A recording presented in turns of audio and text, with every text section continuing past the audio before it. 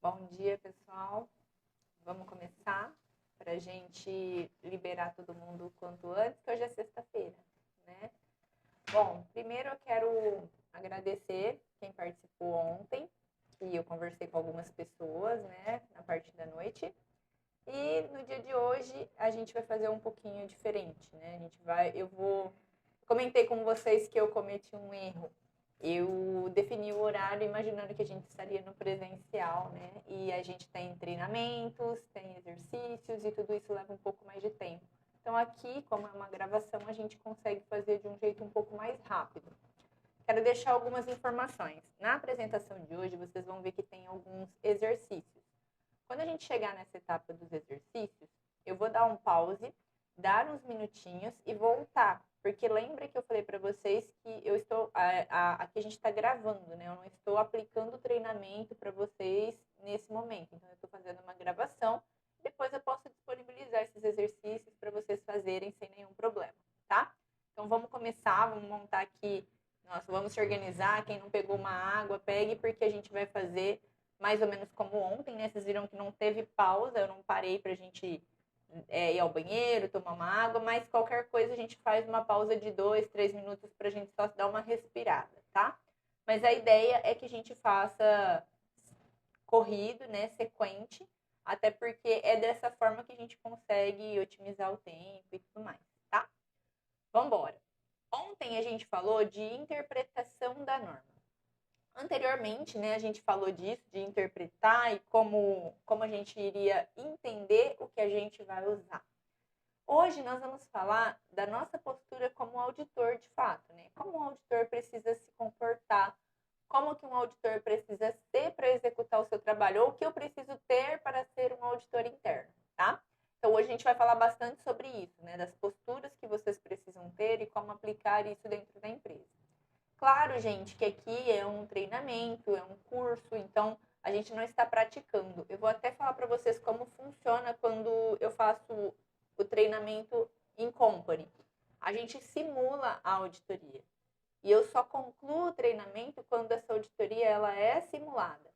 Porque eu acredito muito na prática, né? Eu gosto da prática, eu acho que a gente só aprende fazendo.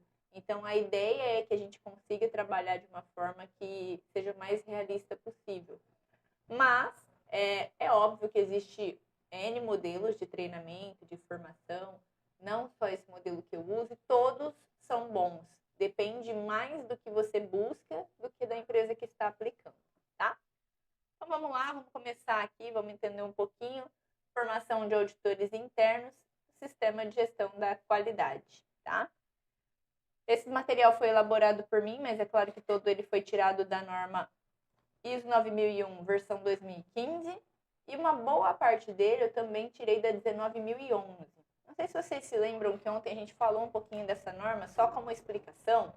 Na própria ISO 9001-2015, lá no item de auditoria interna, no item 9, quando a gente fala de auditoria interna, ele deixa a nota lá embaixo.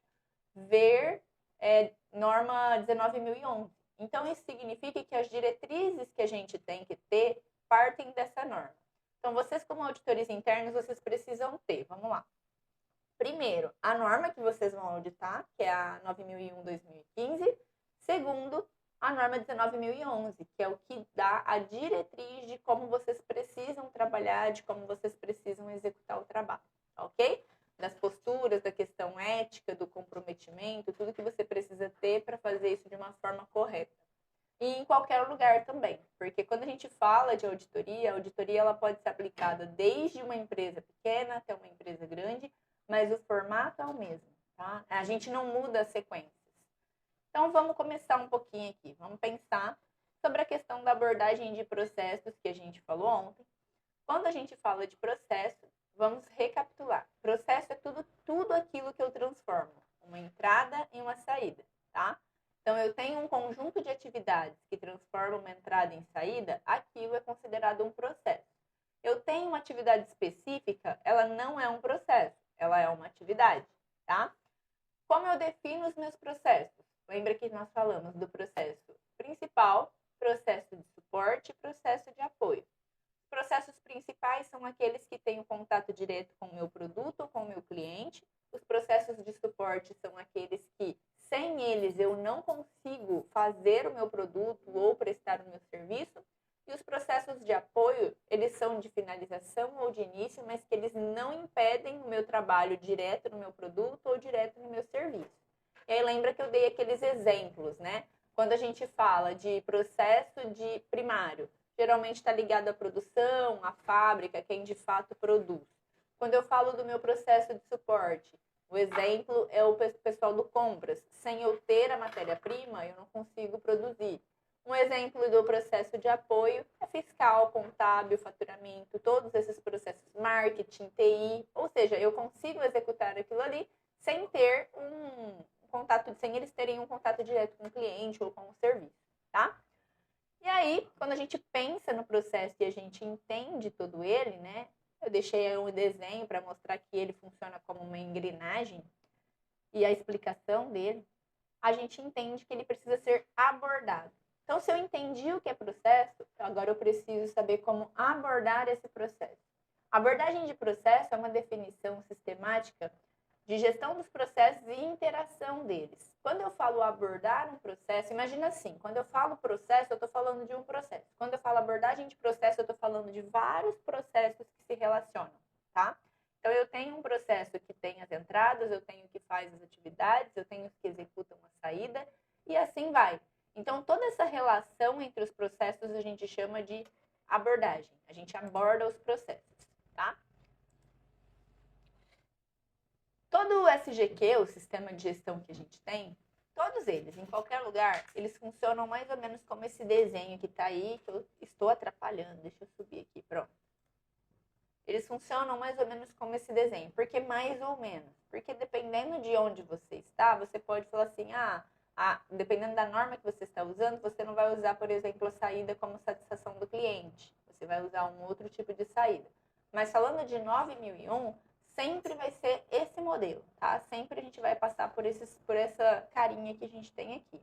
Eu tenho sempre as entradas de um lado, então eu tenho aí todo o contexto e o escopo da empresa, os clientes, as partes interessadas e os requisitos normativos.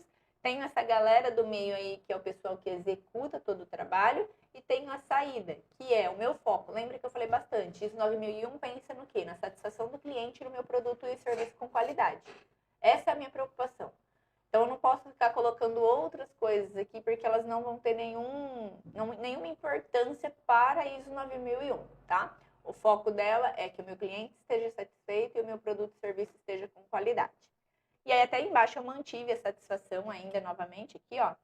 Que aí a gente mostra que eu dou uma ênfase de que realmente tudo isso que eu faço parte dos requisitos, como está escrito ali embaixo. Eu tenho todo o apoio, todos os processos de suporte e os principais para executar melhoria, liderança, planejamento, avaliação. E eu tenho as saídas. E eu reforço essa saída ali embaixo. Tá vendo que em cima eu tenho satisfação do cliente e embaixo eu tenho satisfação novamente. Por quê? Em cima, com todo o processo, eu garanto a satisfação e na parte de baixo também, com os processos de apoio e de suporte.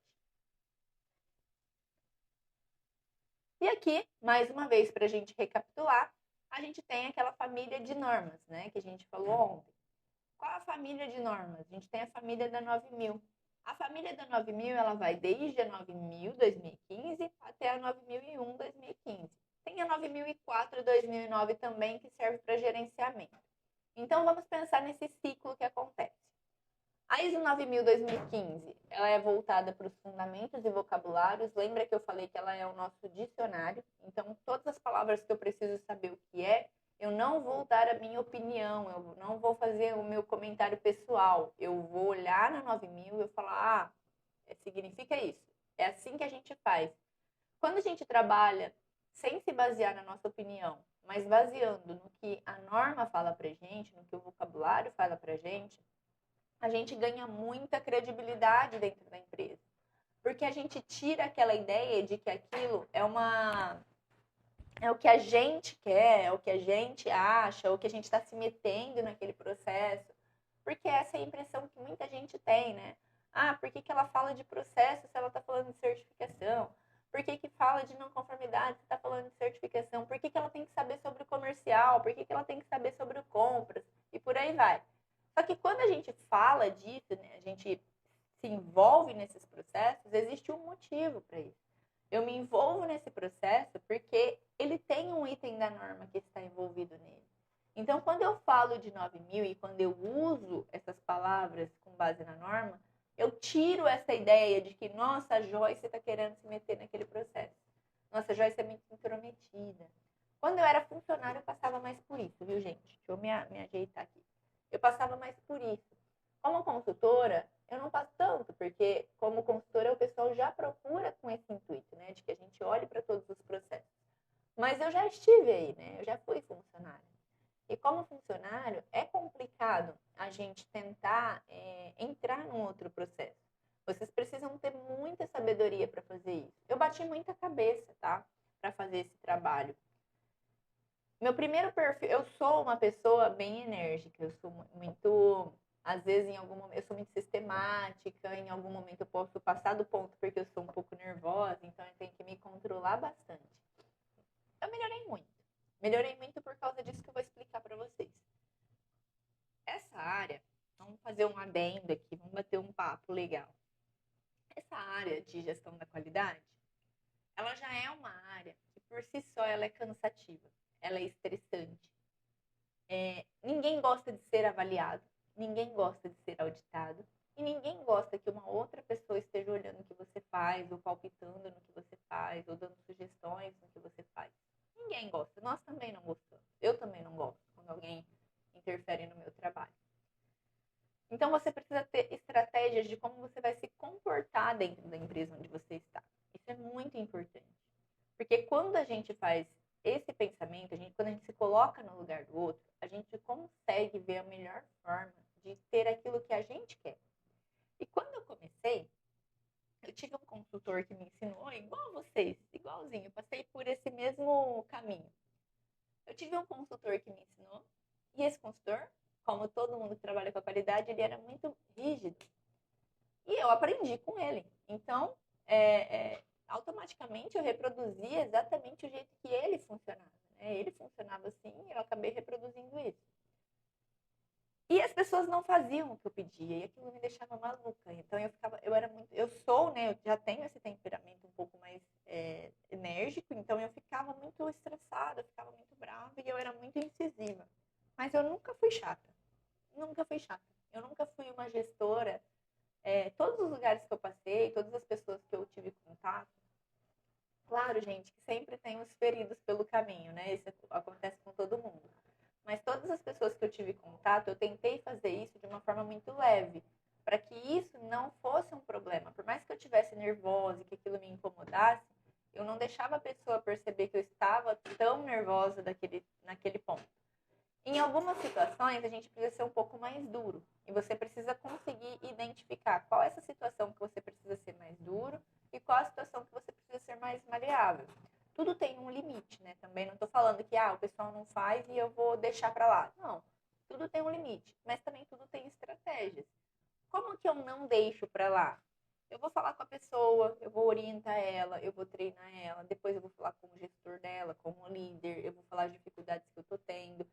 E o principal, eu preciso explicar para essas pessoas o porquê que aquilo ali é importante.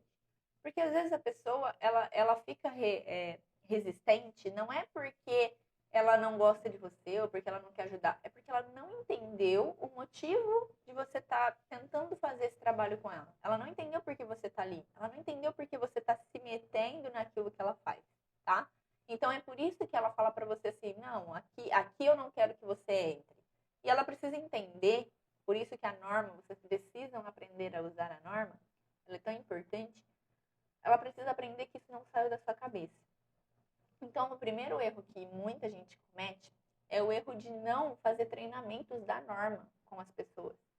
Não precisa fazer isso que a gente está fazendo aqui, porque isso é para você que trabalha com norma.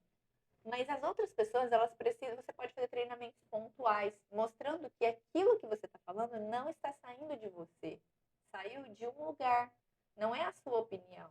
Até porque muitas vezes a nossa opinião, ela pode ser até diferente do que está na norma. Então não é a sua opinião. Por exemplo, a gente leu ontem lá, do item 4 até o item 10, eu sou fã da norma do trabalho, eu acho que ela faz todo sentido, eu acredito no meu trabalho, eu acho que ele tem o que agregar em todas as empresas onde a gente passa, mas vocês viram que tem partes que a gente lê que elas ficam um pouco confusas. Então, eu também tenho a minha opinião sobre alguns pequenos pontos que eu acho que poderiam ser diferentes. Mas a minha opinião tem importância? Nenhuma. Não tem importância nenhuma. O que eu preciso fazer é explicar para as pessoas que, olha, por mais que eu entenda que isso aqui é difícil para você, é assim que está escrito.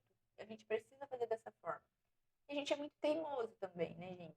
Nós temos esse hábito de ser reativo porque a gente está acostumado com o jeito que a gente já faz. É o hábito. E quando vem alguém e quer quebrar esse modelo e quer mudar os hábitos desse lugar, consequentemente mudando a cultura, as pessoas elas ficam meio que incomodadas. Isso é normal. Como eu falei, isso é normal até hoje. E para mim, para você, para o outro, ninguém gosta de alguém chegar e falar assim: olha, por que você não faz o seu trabalho assim? É por isso que você não pode chegar dessa forma que eu falei. Você tem que chegar e falar: olha, a empresa está passando por um processo de adequação de uma norma. E essa norma ela tem algumas diretrizes que vão levar a gente para esse lugar aqui, ó. Você quer chegar aqui nesse lugar com a gente? Uma estratégia muito legal que eu uso quando eu vou fazer o processo de implementação é falar com as pessoas, olha, já pensou você ter no seu currículo que você participou de um processo de certificação em uma empresa? Que você ajudou a fazer? E isso muda o jogo, porque a pessoa, ela quer ter esse peso no currículo dela. E o que eu costumo fazer? Aí agora eu vou falar dos meus diferenciais. O que eu costumo fazer? Eu monto para cada funcionário, para cada gestor que participa do processo, quando a empresa certifica, uma carta falando que essa pessoa participou do processo de implementação. E ele pode levar isso para qualquer lugar que ele for, ou seja, se ele colocar isso no currículo dele, ele não vai estar colocando uma mentira. Ele tem um documento ali que comprova que de fato ele participou daquilo. Então você precisa também ver uma forma de contribuir com a vida profissional da pessoa. Você não pode simplesmente chegar e falar, não, vamos mudar isso aqui, vai ser assim, porque tem que ser, porque é a ISO. Não, traz a pessoa para o seu lado. Se você conseguir trazer ela para o seu lado, se você mostrar para ela que existe uma norma, que não é a sua opinião, e você também agregar alguma coisa na vida dela, né? Você não querer só que ela te ajuda, mas você também ajudar ela, você vai ter resultado. Então, como eu expliquei lá atrás, eu não pensava assim. Né? Eu aprendi de uma forma diferente. Eu aprendi que, olha, tem que fazer porque tem que fazer, e me entrega e pronto, né? Não vou ficar aqui te explicando porque você tem que me fazer. Você tem que fazer essa operação, essa atividade, por que você precisa escrever um procedimento, só faz. Passada essa fase, eu fui para a segunda fase, que é a fase de ajudar demais. Aí eu comecei a ajudar muito. Não, beleza, vou lá e te ajudo a fazer. Daqui a pouco o sistema estava todinho comigo, ninguém fazia nada, só eu fazia. Então as pessoas precisavam de alguma coisa, elas corriam, ai Joyce, preciso fazer isso, você me ajuda? Ai, você não faz isso aqui para mim? E aí eu estava sobrecarregada fazendo o trabalho de todo mundo. E aí surgem os problemas, porque as coisas elas começam a se misturar. Você já não sabe mais se você é um gestor, se você é um funcionário de todas as áreas da empresa, e você fica perdido. Qual que é a maior dúvida de quem trabalha com sistema de gestão? O que eu tenho que fazer? Né? O que eu faço aqui dentro? Porque às vezes a gente se envolve em tanta coisa que a gente já nem sabe mais o que de fato é nosso e o que é do outro. Então essa foi a segunda fase que eu passei. E a terceira fase que eu passei é a fase que eu estou hoje, que eu pretendo melhorar ela ainda mais e continuar nela. Que é, olha, é a que eu expliquei agora. Eu te ajudo, mas você também me ajuda. A pessoa ela precisa ter alguma coisa em troca, precisa existir uma troca ali. A gente precisa chegar aqui. Isso é uma coisa que eu não fazia muito pouco, né? E eu fiz um treinamento uma vez e quem me despertou para isso foi um funcionário. Porque quando a gente fez esse treinamento, né, eu dei o treinamento de auditor interno e eu fiz um convite para que a empresa toda participasse do treinamento. Eu não chamei só o funcionário, os auditores. Eu fiz o processo para todos os funcionários. E aí, quem queria participar, podia ir, estava convidado. E para minha surpresa, foram quase todos os funcionários, era uma empresa de quase 100 pessoas, foram quase todos. E no fim do treinamento, uma das pessoas falou uma coisa muito interessante. Ele levantou a mão e falou assim, olha, eu não tinha nem ideia de que a norma ela abordava todos esses assuntos. Para mim, a qualidade ela só olhava inspeção, o produto final, eu nem tinha ideia de que tinha tanta coisa dentro da norma que envolve tantos processos. E por muito tempo eu tinha problema com vocês porque eu achava que vocês queriam se meter nas coisas. E aquilo foi, quando ele falou aquilo para mim, eu tive essa ideia de eu preciso começar a mostrar para as pessoas que não é a minha opinião. Porque isso vai tirar esse receio da pessoa de vir para o meu lado. Porque ela vai entender que não sou eu, não é a Joyce. Às vezes, como eu falei, às vezes eu até penso igual ele. Eu também penso que aquilo ali talvez, olha, não é o caminho melhor, mas existe uma norma que guia a gente para fazer aquilo. E aí a gente vai juntos descobrir como a gente chega no caminho ideal. Porque também não é porque está escrito na norma e é ruim para a empresa que eu vou fazer. Eu preciso chegar num ponto que seja adequado para os dois. A norma está ali, mas a empresa precisa existir, lucrar e dar resultado, independente de norma nenhuma, tá? Então, para a gente conseguir ter um resultado positivo, né, um resultado legal quando a gente faz esse tipo de trabalho, essas normas aqui, elas precisam ser usadas no nosso dia a dia. Então, quando eu falo de ISO 9000, usa o que está escrito ali, mostra para as pessoas que existe esse vocabulário.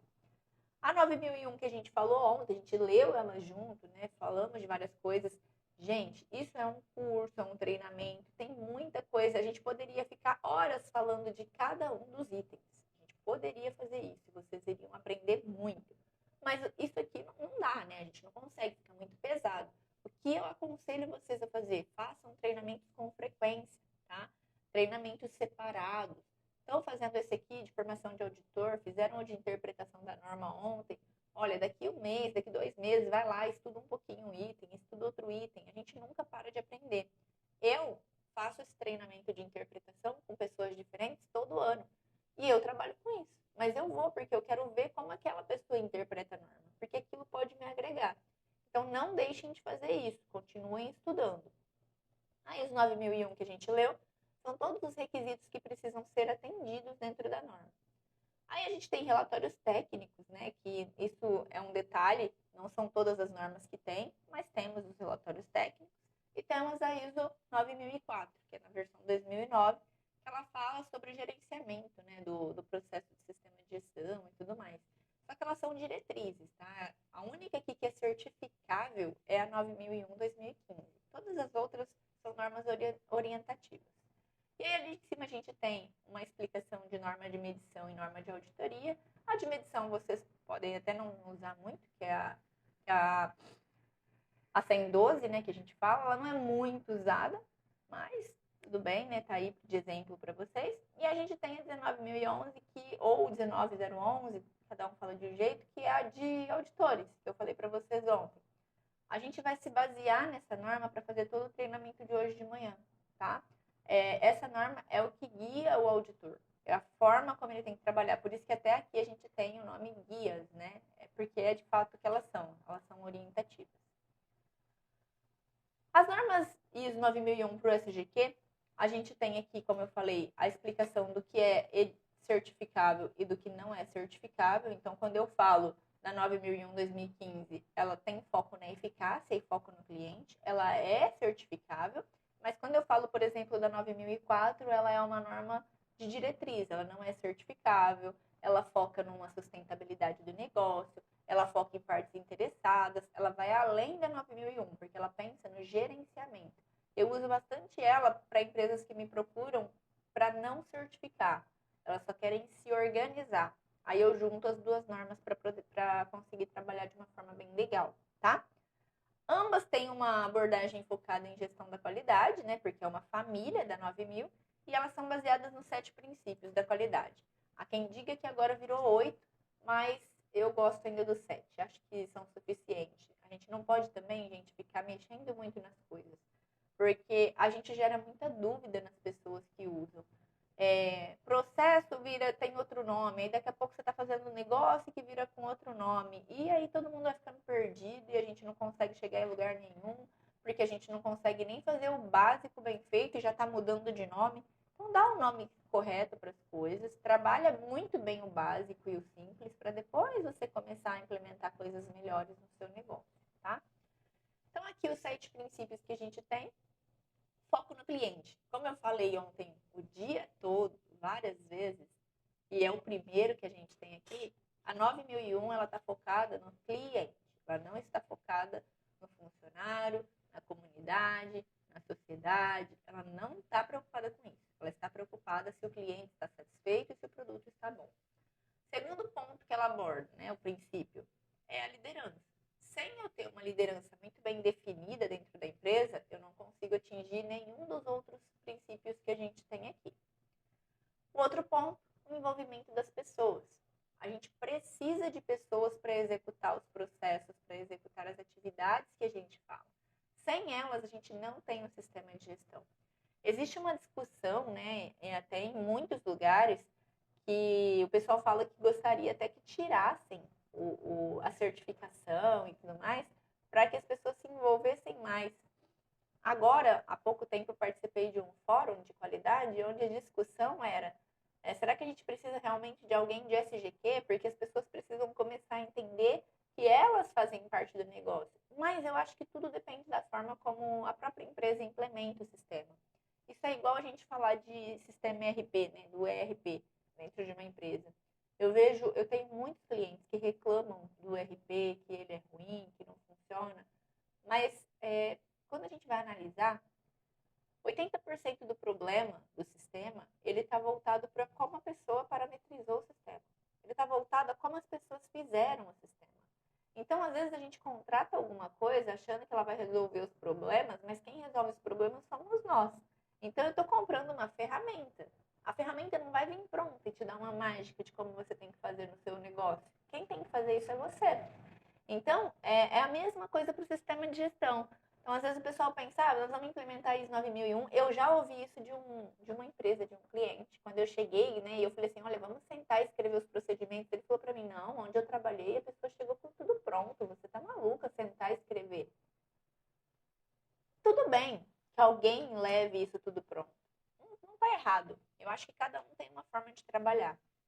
Mas o que você quer para a empresa, né? O que a pessoa quer para o negócio? Eu quero alguém que simplesmente pegou uma cópia de um documento de outro lugar e vem aqui e fala, faz assim.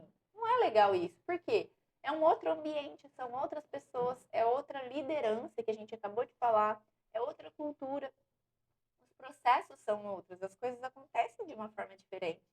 Então, não é legal copiar o documento. Você pode até se inspirar, ler ele, falar, não, isso aqui é legal, acho que dá pra gente aplicar.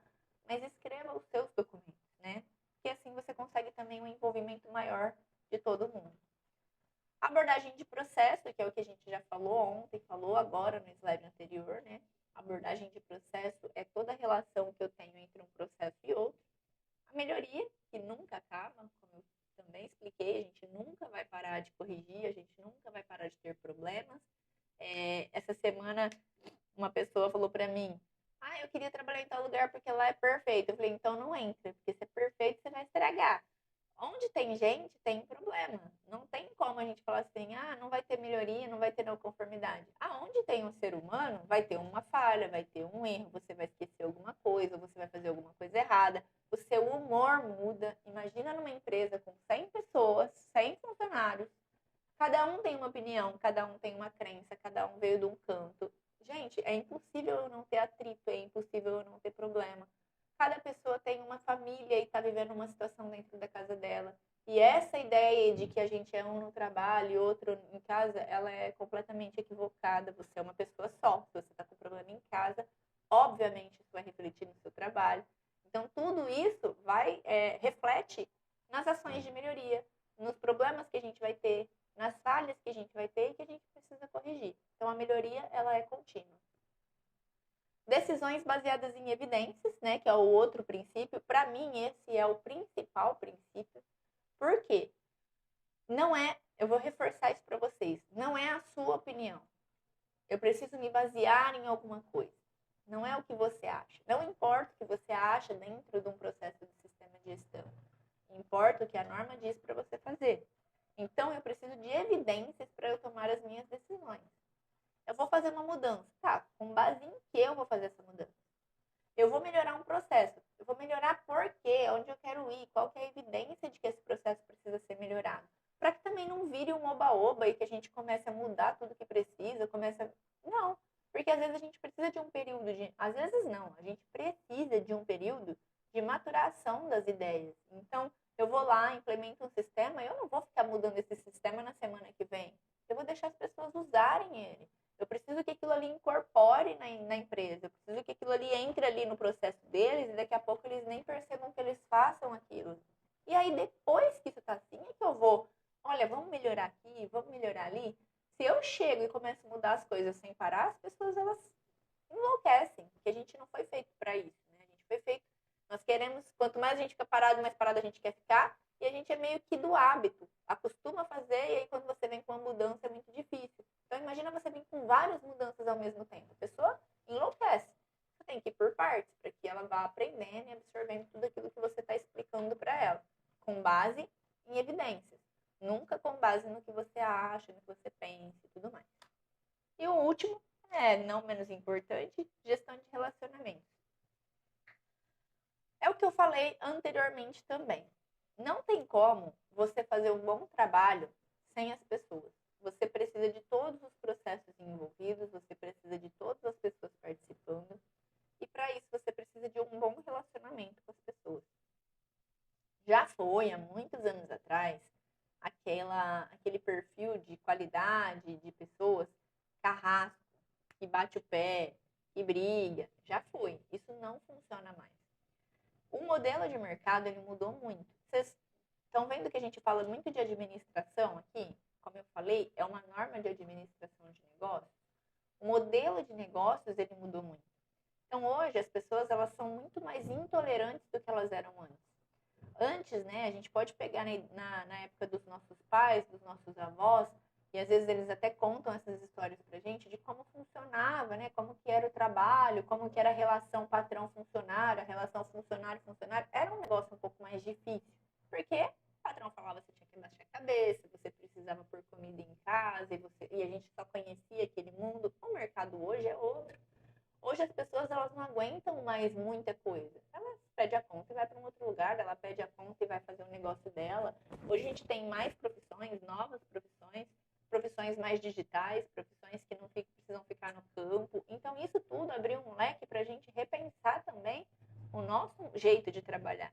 Porque hoje eu não posso mais chegar com um chicote lá e falar, você tem que fazer dessa forma. Não é assim. Eu preciso me relacionar bem. Eu preciso trazer essa pessoa para o meu lado, como eu falei que eu faço, e falar para ela, olha, nós dois vamos ganhar com isso.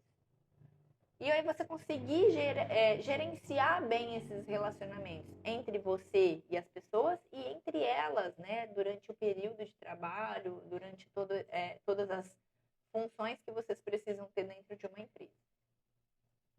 Então, com base nisso, né, a gente tem aqui o objetivo, com base nessa introdução, que é capacitar e reciclar vocês para fazer auditorias internas e executar um diagnóstico, né, de boas práticas, do que fazer e o que não fazer dentro de uma empresa.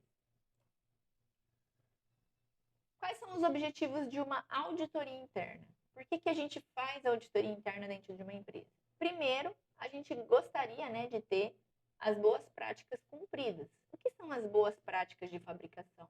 São as atividades que fazem com que a gente tenha um bom produto, que fazem com que a gente tenha um bom atendimento. São aquelas atividades repetidas que dão um bom resultado para a gente. Ajuda a gente a detectar as deficiências, né, que a gente tem nas boas práticas e recomendar ações corretivas necessárias para o processo. E também ajuda a identificar atividades que podem causar problemas futuros e fornece uma avaliação adequada do processo. No resumo, tudo que está escrito aí é melhoria contínua. Por que a gente audita internamente? Para garantir que o que é bom está sendo feito, que o que está errado seja corrigido e que coisas novas possam acontecer. Então, esse é o foco de uma auditoria interna.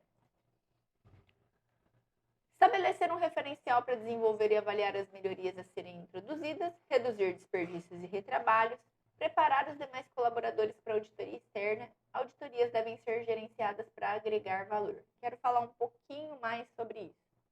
Quando a gente fala de auditoria, a gente nunca deve fazer uma auditoria pensando assim, vou lá e vou achar todas as não conformidades. A auditoria, primeiro, é para eu ver o que está conforme. Lembra que eu falei? Primeiro ponto, porque a gente faz uma auditoria, é para ver se aquilo que é bom continua sendo feito. Se as pessoas não pararam de fazer pelo caminho. Então, eu estou indo procurar conformidade, não conformidade. segundo passo, eu vou identificar as não conformidades. Dentro daquilo tudo que precisava ser feito, o que não está sendo feito, eu vou pegar essas não conformidades. Por que eu faço dessa forma? E por fim, eu vou sugerir o que pode ser melhorado. Porque dessa forma eu estou agregando valor à pessoa que está me ouvindo. Se eu chego lá numa postura de só achar o erro, de só achar o defeito, ela vai sempre achar que eu estou indo lá investigar o trabalho dela. Ela não vai achar que eu estou indo lá para ajudar a melhorar o processo. E aí eu não consigo fazer um bom trabalho de auditoria, eu não consigo também mostrar que aquilo ali agrega valor para ela, é importante para ela. Isso precisa ser muito levado em consideração e muito pensado na hora de fazer. Se vocês conseguirem se organizar dessa forma para fazer, vocês vão ver que o resultado ele é muito melhor, muito maior. E lembrando, a auditoria interna ela tem um impacto de 80% na empresa. A auditoria externa tem um impacto de 20%. A diferença é muito grande, tá? O que acontece? A auditoria interna, quando a gente vai fazer esse processo, a gente consegue ver coisas que o auditor externo não vê.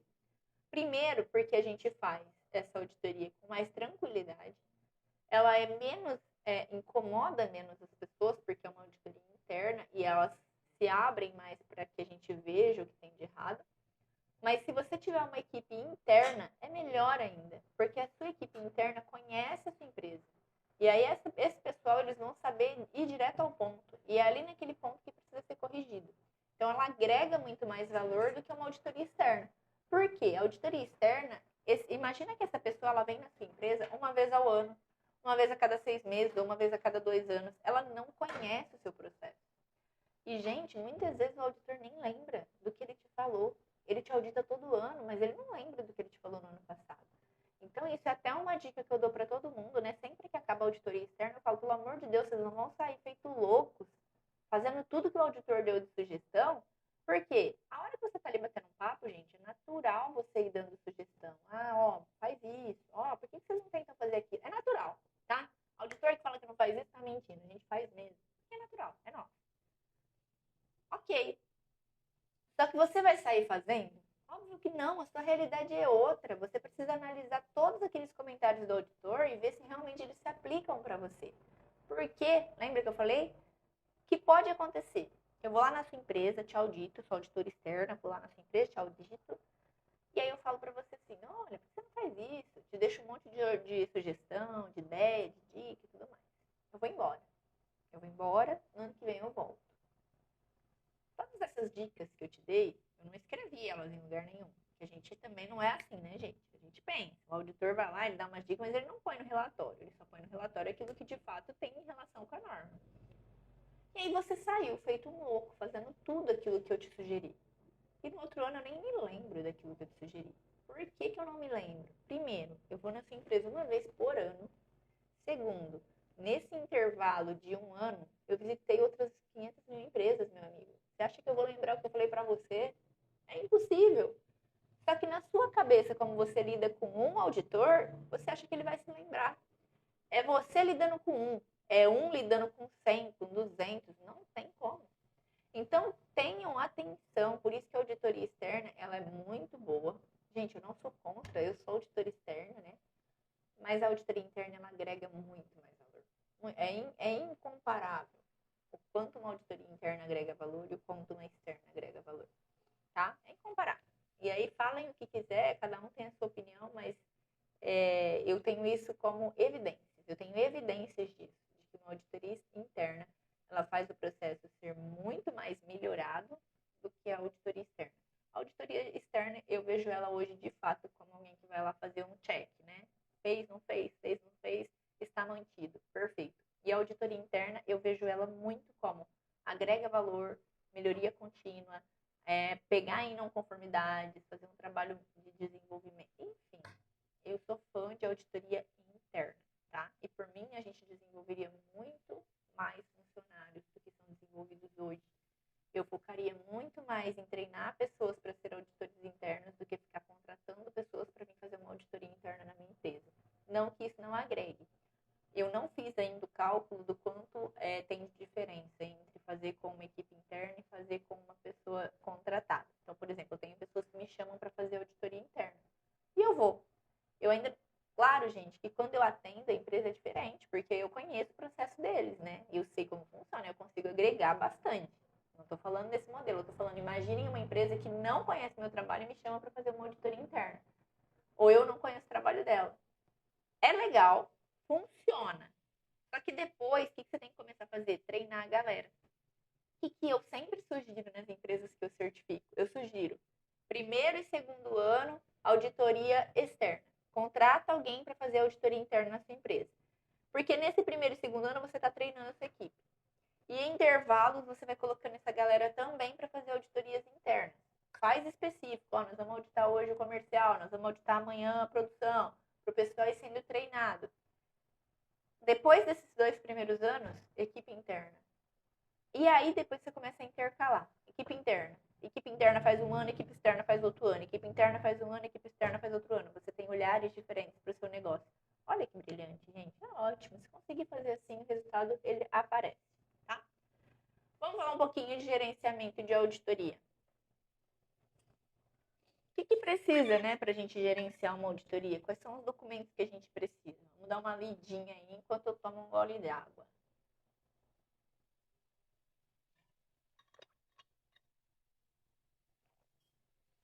Escopo. O que é escopo mesmo? Limite. O que a gente vai auditar? A primeira coisa que eu preciso saber, o que eu vou auditar? O que você quer? Quando o pessoal me contrata para fazer auditoria, tem vários modelos. Tem gente que me contrata para fazer auditoria e fala assim, ó, eu quero que você audite só esse procedimento aqui. Ou eu quero que você veja só isso aqui. Tá tudo bem. Ou eu posso auditar a norma inteira, ou eu posso auditar uma parte da norma. Eu preciso definir critérios. Quais são os critérios que a gente vai usar? Como que a gente vai fazer essa auditoria, né? Quais são os critérios que a gente vai manter? A gente já vai aprender o que é isso. Data e duração, que dia vai ser, quanto tempo vai durar. Quem é a equipe, né, que vai fazer essa auditoria. Qual o horário, o horário detalhado. De tal hora a tal hora eu vou auditar tal processo. De tal hora a tal hora eu vou auditar outro processo. Não é só o auditor externo que tem que fazer isso, não. Interno também. Plano matricial, que é o plano macro, né? Tudo que a gente vai ver nessa auditoria. Os requisitos da equipe de auditor. Quem é esse pessoal? Qual a competência deles? E lembrar de cobrir os turnos, né? Não posso ter... tem um pessoal que trabalha à noite e não é auditado. Não, gente. Todo mundo precisa... Os processos precisam ser auditados. Se eu tenho um processo que funciona só à noite, eu preciso cobrir ele. Quais são os documentos que eu uso para fazer uma auditoria? Lista de verificação, a gente vai falar um pouquinho disso. Formulários, normas e as diretrizes, que é a própria norma 19.011. Quais são as partes que são envolvidas em uma auditoria? A organização, a empresa em que você trabalha. O cliente da auditoria, quem é o cliente da auditoria? É a área em que você vai auditar. A organização auditora, então aí, quem vai fazer essa auditoria? É uma equipe interna, é uma equipe externa, é uma certificadora, né? Preciso entender. Quem vai ser o meu auditor líder? E aí tudo isso tem essa relação do vai e vem. E a gente tem aqui do ladinho, a organização é auditada. O que ela fornece? Ela fornece o acesso, os dados e as informações. Sem isso, eu não consigo auditar. O cliente de auditoria, ele determina os objetivos, o escopo e o critério. Então, lá o cliente, a empresa, ela fala para mim, ó, o que eu quero que seja visto, né? Qual que é o objetivo dessa auditoria? E quem vai fazer a auditoria define a equipe, os especialistas e tudo mais. E o auditor líder também faz esse trabalho de definir a equipe. Feito isso, a gente executa a auditoria e emite um relatório final. Esse aqui é o ciclo que a gente usa para uma auditoria. Existem 3 tipos de auditoria. A primeira é a fase de primeira parte, a fase 1, né? O que é isso? Auditoria de primeira parte. São as auditorias que a gente faz em nós mesmos. São as auditorias internas, é o que vocês estarão preparados para fazer. Auditoria na onde eu trabalho.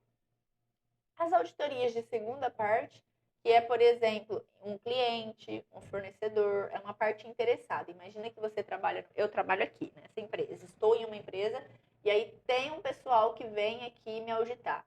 Só que eles não são certificadores. Então isso é uma auditoria de segunda parte. E a auditoria de terceira parte é feita por um órgão independente, né, por uma organização independente, conhecido como certificadoras e tudo mais. Tá? Então, isso é uma de terceira parte. Ela te emite um certificado, te emite um relatório válido e credenciado.